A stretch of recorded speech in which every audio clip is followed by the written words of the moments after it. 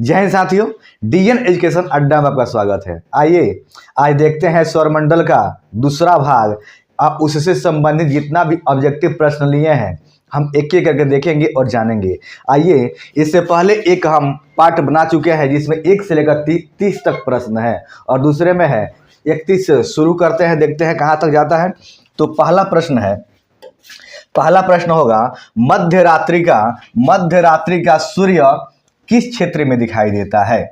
तो आपका उत्तर होगा आर्कटिक क्षेत्र में। आपका उत्तर का होगा आर्कटिक क्षेत्र में होगा। आगे देखेंगे, अगला प्रश्न है, सूर्य में काला धाबा क्या है? सूर्य जो दिखते हैं उस सूर्य में काला धाबा दिखाई देता है, वो क्या है? तो जानेंगे। यहाँ पे देखेंगे ऑप्शन दिया हुआ है, सूर्य में एक बड़ा काला छेद है। ये बिल्कुल गलत है। देखेंगे, दिन के दौरान धब्बे ऊर्जा के स्रोत होते हैं, धाबा से ऊर्जा नहीं निकलती है। धब्बे वे स्थान है जो प्रकाश उत्सर्जित करने में असमर्थ है। यानी ऑप्शन सी आपका सही होगा। धाबा वह स्थान है जहां से प्रकाश उत्सर्जित नहीं होता है, यानी प्रकाश नहीं निकलता है। अगला प्रश्न होगा, सूर्य के रासायनिक मिश्रण में हाइड्रोजन कितना प्रतिशत है? तो देखेंगे, सूर्य ना हाइड्रोजन और हीलियम से मिलकर बना हुआ है। सूर्य हाइड्रोजन और हीलियम से मिलकर बना हुआ है, जिसमें हाइड्रोजन की बात करें तो 71%, यानी 71% और हीलियम 26.6% है ना। हाइड्रोजन कितना प्रतिशत है? तो 71% और हीलियम कितना प्रतिशत है? तो 26.6% है। तो यहाँ पे आपका उत्तर हो जाएगा ऑप्शन ए, आपका उत्तर हो जाएगा। अगला प्रश्न देखते हैं। अगला प्रश्न इस प्रकार है, निम्नलिखित में कौन एक तारा है? तो यहाँ पे ऑप्शन डी आपका उत्तर हो जाएगा, सूर्य एक तारा है। सूर्य क्या है? सूर्य एक तारा है। पृथ्वी से सूर्य की दूरी कितना है? तो 14.98 करोड़ किलोमीटर, यानी लगभग में हम कह सकते हैं 15 करोड़ किलोमीटर। क्या कह सकते हैं? लगभग में 15 करोड़ किलोमीटर कह सकते हैं। अगला प्रश्न है, सौर पृष्ठ पर लगभग कितना तापमान होता है? यानी सूर्य के तापमान लगभग वहां पे कितना होता है? तो तापमान होता है लगभग 6000 डिग्री सेल्सियस होता है। कितना होता है? तो 6000 डिग्री सेल्सियस तापमान होता है। अगला प्रश्न इस प्रकार है। अगला प्रश्न, सूर्य की सतह पर हाइड्रोजन के अलावा दूसरा कौन सा तत्व पाया जाता है? तो हम अभी बताए, सूर्य पर ना हाइड्रोजन और हीलियम पाया जाता है। जो हाइड्रोजन कितना है? 71%, यानी 71%, और हीलियम 26.6% पाया जाएगा। तो यहाँ पे देखेंगे ऑप्शन ए आपका उत्तर हो जाएगा, हीलियम गैस पाया जाएगा। अब देखेंगे ना, हीलियम गैस जो वायुयान होते हैं ना, वायुयान यानी हीलियम गैस ना अक्रिय गैस है जो वायुयान जहाज के चक्का में भरा जाता है ना। अगला प्रश्न देखेंगे। अगला प्रश्न है, सूर्य प्रकाश धरती पर पहुंचने में कितना मिनट लेता है? सूर्य के प्रकाश पृथ्वी तक पहुंचने में कितना मिनट लगता है? तो सूर्य का प्रकाश पृथ्वी तक 8 मिनट 22 सेकेंड का समय लेता है, यानी लगता है।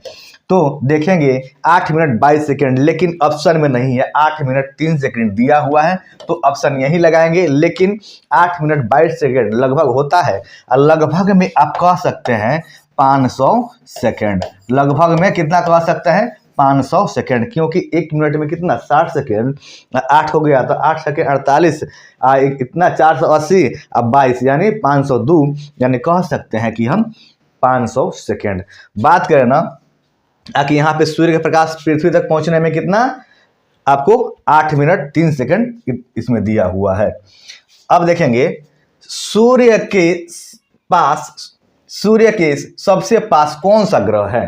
तो देखेंगे, ये सूर्य है और सूर्य के पास ना कौन सा ग्रह है? तो ग्रहों की संख्या कितनी है? तो ग्रहों की संख्या 8 है ना। बुध, शुक्र,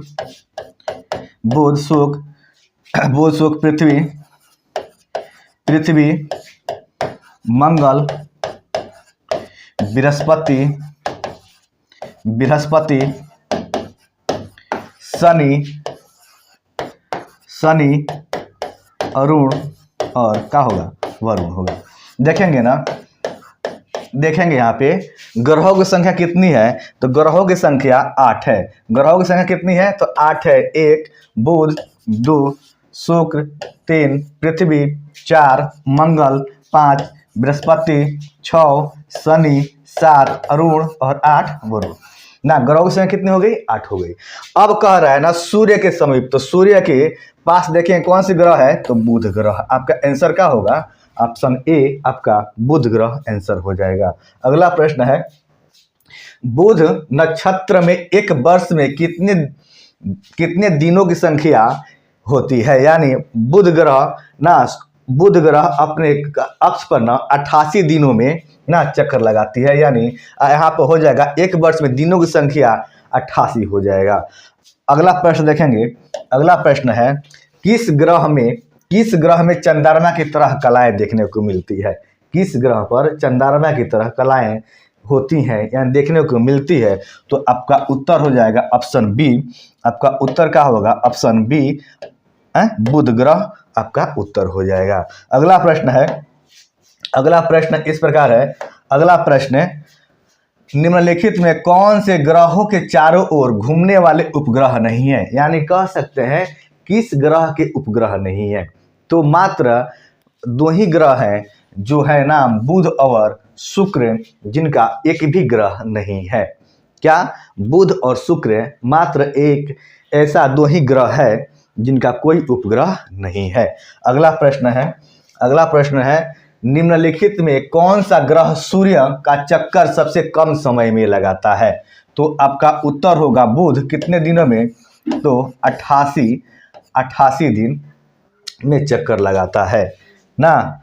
अगला देखेंगे प्रश्न। अगला प्रश्न है, सबसे तीव्र गति से सूर्य का चक्कर लगाने वाला वह कौन सा ग्रह है। यानी सबसे तेज गति से कौन सा ग्रह चक्कर लगाता है, तो देखेंगे ये सूर्य है। ये क्या है, सूर्य है।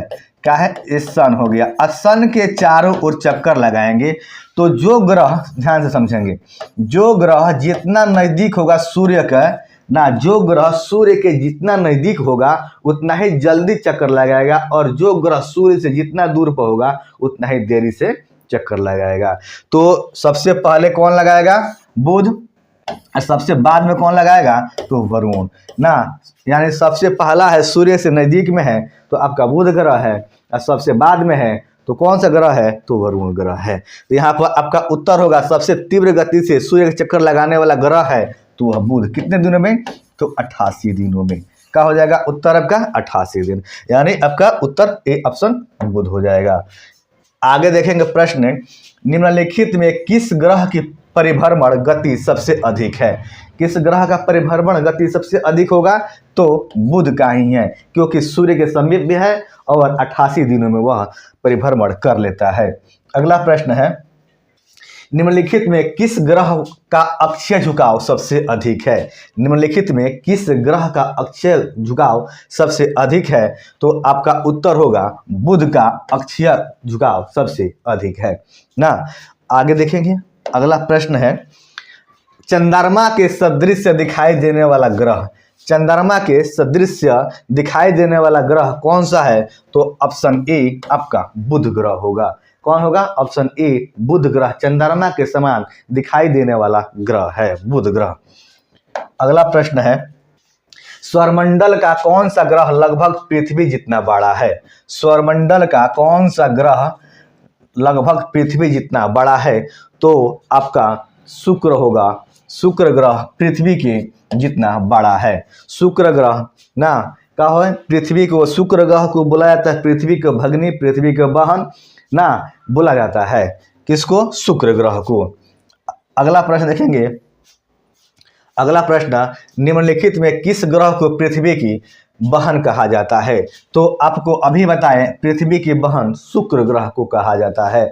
पृथ्वी की भगनी किसको कहा जाता है? तो शुक्र ग्रह को कहा जाता है। क्यों कहा जाता है? कि हूबहू पृथ्वी ना शुक्र ग्रह की तरह दिखाई देता है और शुक्र ग्रह पृथ्वी की तरह दिखाई देता है ना। यहाँ पर उत्तर होगा आपका बी शुक्र। किस ग्रह को शाम का तारा कहा जाता है? यानी इवनिंग स्टार और मॉर्निंग स्टार, यानी सुबह का तारा और शाम का तारा किस ग्रह को कहा जाता है? तो आपका ऑप्शन बी शुक्र ग्रह। अब देखेंगे ना, सुबह के समय और शाम के समय, सुबह के समय और शाम के समय, सुबह में ना सुबह के समय और शाम के समय, शाम के समय ना शुक्र ग्रह आपको पश्चिम दिशा में दिखाई देंगे। कब? शाम के समय आपको ना ये कहाँ दिखाई देंगे? तो पश्चिम दिशा में दिखाई देंगे ना, यानी जस्ट यहाँ पर पश्चिम दिशा में दिखाई देगा। अब सुबह के समय यानी सूर्योदय से पहले ठीक ये ना आपको पूरब दिशा में दिखाई देंगे ना, यहाँ पर ध्यान से देंगे। और शुक्र और अरुण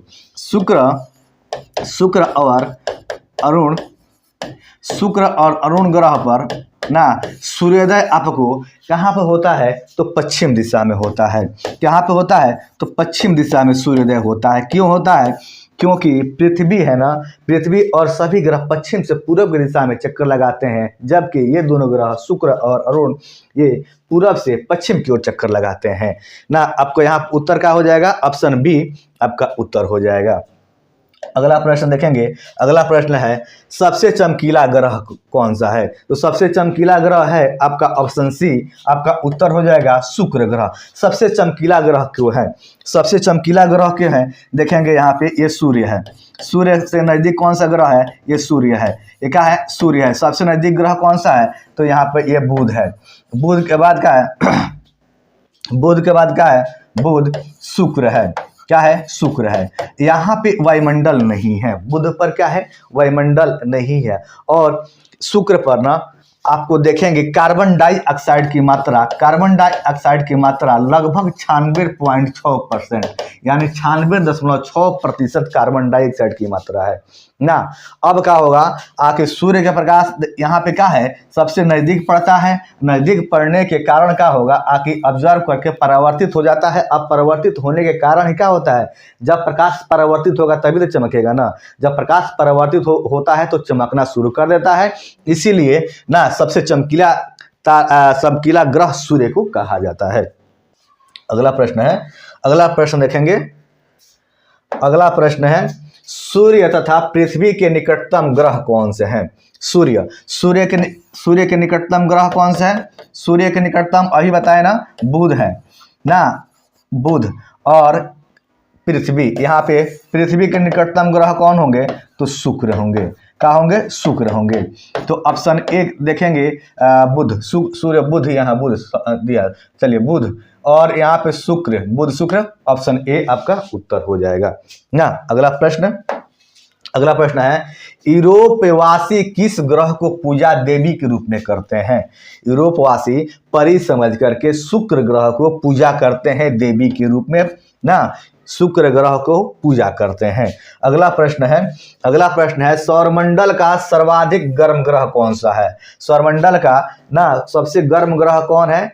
तो आपका होगा शुक्र ग्रह, क्योंकि कार्बन डाइऑक्साइड की मात्रा 96.6% है ना। कितना है? 96.6% कार्बन डाइऑक्साइड की मात्रा है। जहाँ पे कार्बन डाइऑक्साइड की मात्रा इतना रहेगा तो जाहिर सी बात है कि वो गर्म ग्रह जरूर होगा। अगला प्रश्न है पृथ्वी के सर्वाधिक निकट कौन सा ग्रह है? पृथ्वी के निकट आपका उत्तर होगा शुक्र ग्रह। कौन सा होगा? शुक्र ग्रह आपका उत्तर हो जाएगा। अगला प्रश्न है निम्नलिखित में किस एक को भोर का तारा कहा जाता है? अभी बताएं। सुबह का तारा और शाम का तारा ना, तो किसे कहा जाएगा? तो आपको ना ऑप्शन बी शुक्र ग्रह को कहा जाएगा। सुबह का तारा, भोर का तारा ना। अगला प्रश्न है आखिर निम्नलिखित ग्रहों में किसे संदर्भ का देवता कहा जाता है ना? ये शुक्र ग्रह को ही का संदर्भ का देवता यानी परी भी इसी को कहा जाता है। अगला प्रश्न है सुपरनोवा क्या है? सुपरनोवा एक क्या है? तो मृत प्राय तारा है। ये क्या है? मृत प्राय मतलब जानते हैं क्या होता है? जहाँ पे ये तारे होते हैं ना अंतिम रूप में टूट करके समाप्त हो जाते हैं ना, उसी को बोलते हैं विस्फोटित तारा। उसी को क्या बोलते हैं? विस्फोटित तारा। विस्फोटित तारा बोलते हैं उसी को ना, अंतिम रूप से जो टूट करके अलग बर्बाद हो जाते हैं अंत रूप में, उसी को मृत प्राय तारा कहा जाता है ना। यानी सुपरनोवा का हो जाएगा, एक मृत प्राय तारा है यानी विस्फोटित तारा है। ऑप्शन डी आपका उत्तर हो जाएगा। चलिए अगला प्रश्न है। अगला प्रश्न इस प्रकार है, देखेंगे उत्तरी ध्रुव की खोज किसने किया था? उत्तरी ध्रुव की खोज किसने किया था? तो रॉबर्ट पेरी साहब ने उत्तरी ध्रुव की खोज किए थे। अगला प्रश्न है आखिर साउथ पोल पहुंचने वाला प्रथम व्यक्ति कौन था? यानी नॉर्थ पोल पर यानी उत्तरी ध्रुव पर पहुंचने वाला प्रथम व्यक्ति वह कौन था? तो आपका उत्तर होगा एडमसन। क्या हो जाएगा?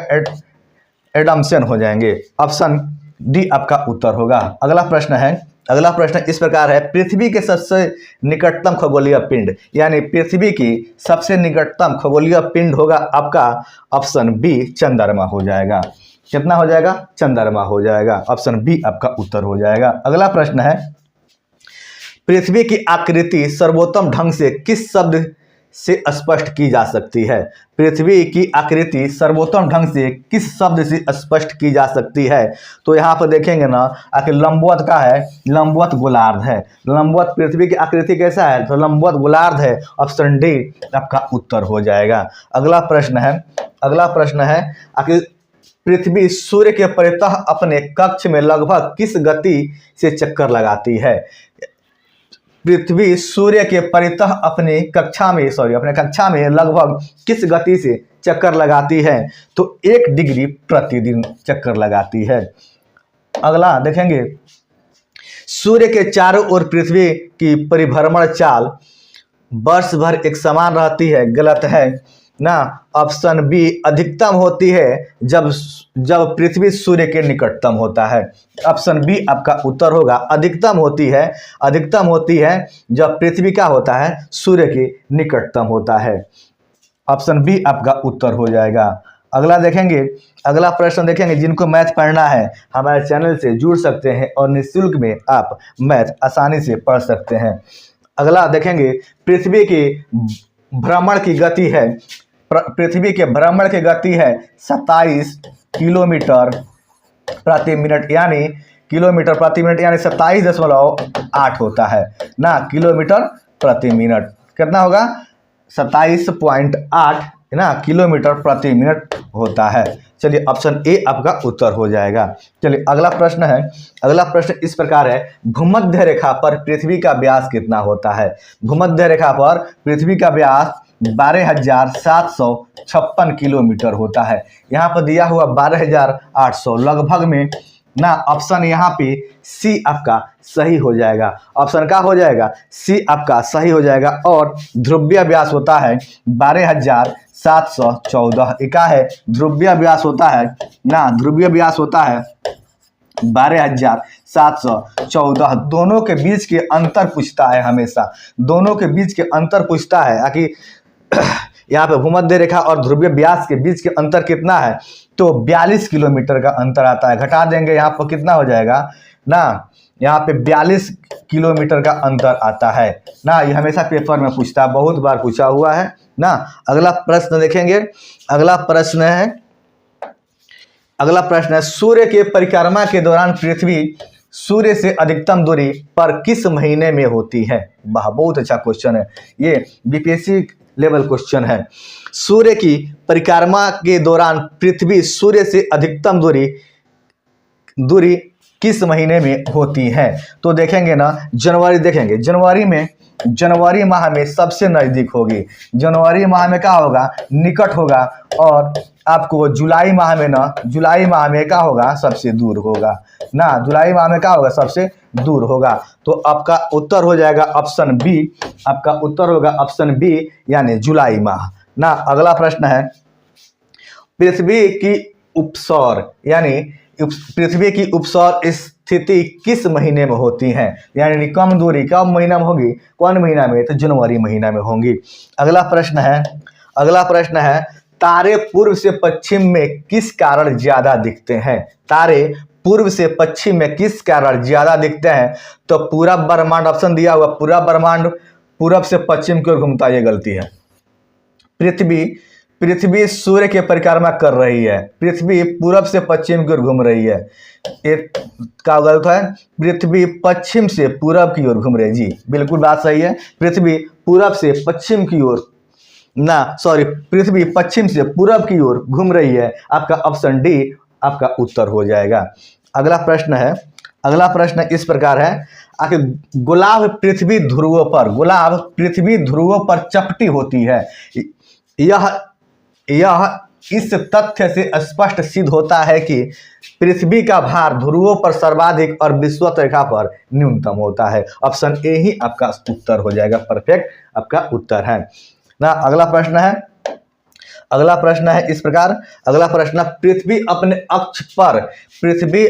अक्ष पर पश्चिम से पूरब की ओर घूमती है। पृथ्वी अपने अक्ष पर पश्चिम से पूरब की ओर घूमती है। ये लास्ट प्रश्न था।